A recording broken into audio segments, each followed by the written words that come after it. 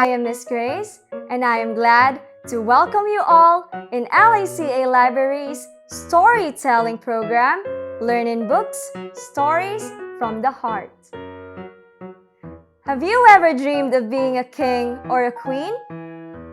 Isn't it cool to be one? But what does it take to be a real king or queen? Are you ready to find out the answers in our story for today? That's great! Come on, let's begin. Our story for today is entitled Anook, the Snow Princess by Hans Wilhelm, published by 𝑦𝑜'𝑢'𝑙𝑙 Books.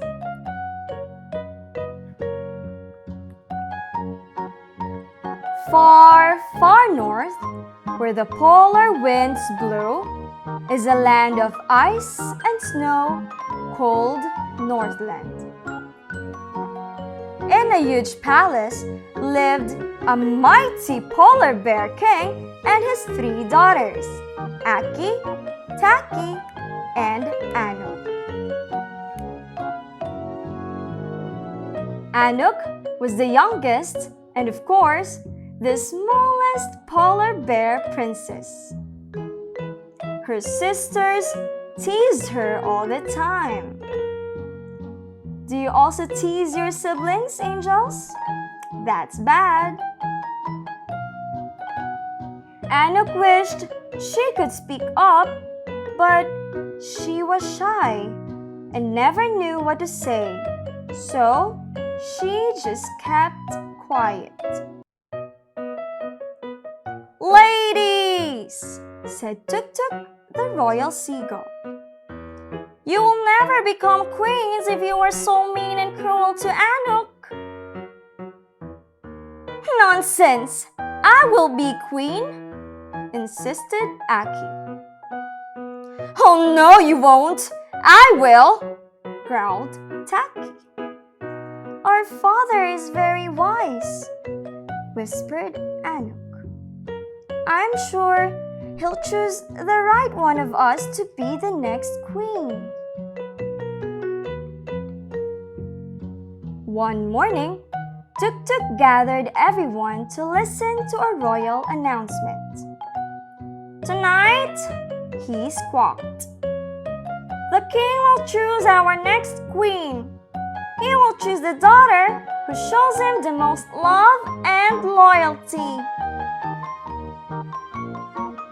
"I'll write father a wonderful poem," boasted Aki.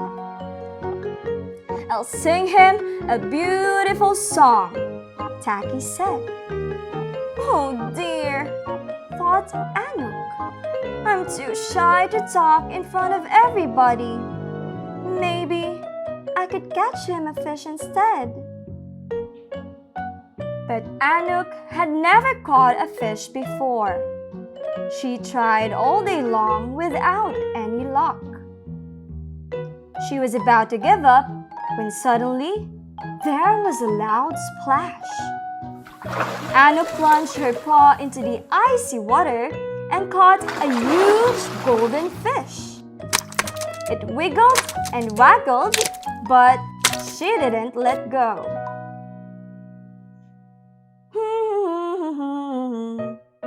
Proudly, Anook carried the fish back to the palace. She was so pleased with her gift that she forgot to watch where she was going. And crash! Anook fell into a deep, dark hole in the ice. The sides of the hole were so steep and slippery that she couldn't climb out again. Oh no! What do you think will happen to Anook? Finally, she heard voices above her. "Please, help me!" wailed Anook. "Look who's here!" said Aki. "Our darling sister! Of course we will help you. First, pass us your beautiful fish, then we We will pull you out. Do you think her sisters will help her? Let's see. Anook did exactly what they told her. But as soon as her sisters had the fish, they ran away, leaving Anook behind. If Tuk-Tuk hadn't heard her calling, Anook would have frozen in the icy hole. With the help of some royal foxes, Tuk-Tuk pulled Anook out. "Quick, Anook! Hurry back to the palace!" said Tuk-Tuk. "The king is waiting for you!" Back at the palace, Aki was reading her poem. "I love you more than lollipops or green sardines with honey drops. I love you, Dad, with all my heart because you are so big and smart." Next, it was Taki's turn. She sang her song. Daddy Bear, oh Daddy Bear, I love you the most. I truly swear, your coat's so white and very long. Your arms are big and super strong. The king smiled with delight. "Father," said Aki, "to show you how much we love you, we caught this beautiful golden fish for you." "But angels, isn't it Anook's fish?" "Oh no! Do not imitate what Aki and Taki did, okay? Lying is bad." "Now, Anook, it's your turn," said the king. "What do you want to say to me?" Slowly, Anook stepped forward. She was so nervous that her throat was dry.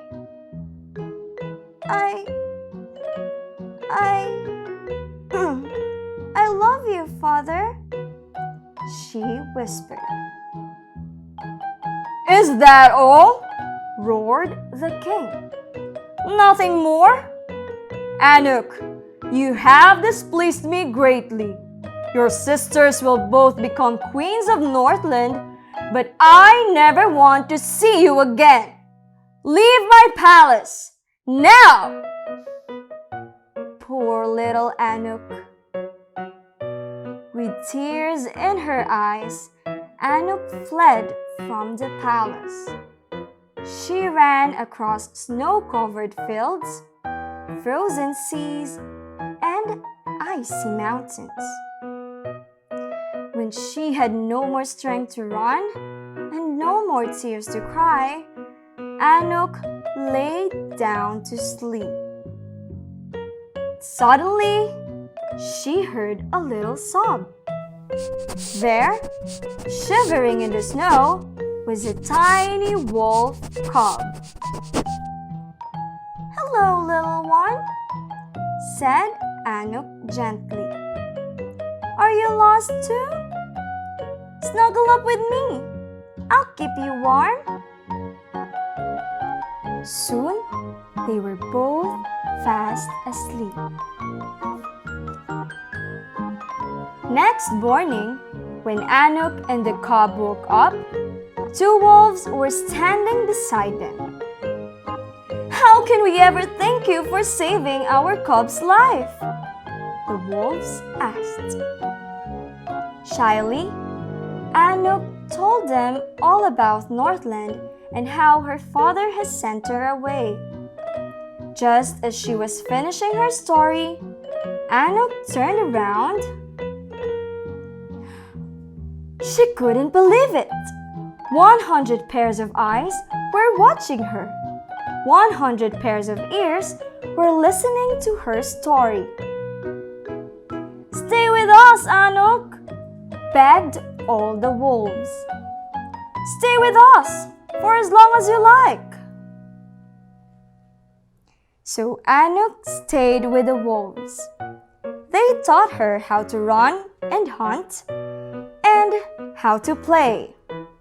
Every day, Anook and the wolf cub grew bigger and stronger, and so did their friendship. One winter, Anook spotted a scrawny gull resting on a rock. "Tuk Tuk, is it you?" she asked. "Anook!" cried the gull. "I am so happy to see you. I've been searching for you. Your father needs you. When your sisters became queens, they threw him out of the palace." "Quick! Take me to my father!" begged Anook. They found the polar bear king in a dark cave. He had grown so old and weak that he could hardly stand up. But when he saw Anook, tears ran down his face and he hugged her tightly.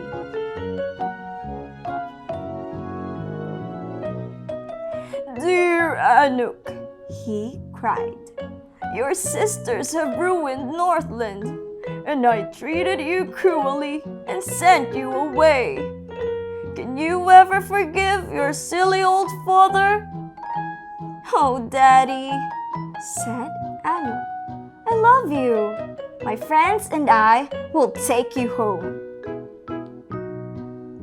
So Anook, her father, and all the wolves set off for Northland and the royal palace. When they reached the palace gates, the guards were happy to let them in. They remembered how kind the king and Anook had been. When Aki and Taki saw Anook, they screamed, "Get out! This is our palace!" But Anook was no longer afraid of her sisters. Growing up with the wolves had made her brave and strong. She gave such a loud roar that Aki and Taki turned and ran away as fast as they could. Luckily, they were never seen again. "Northland is free again! Anook has saved us!" everyone shouted. "Don't praise me," said Anook. "I'm just happy that my father is king again."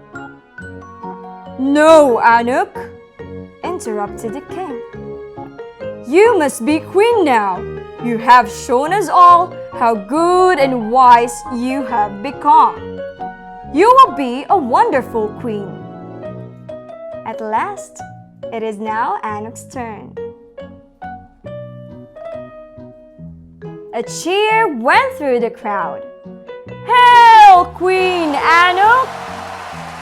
And of course, Anook was a good and wise queen who brought peace and happiness to Northland. Did you like our story for today, angels? That's nice.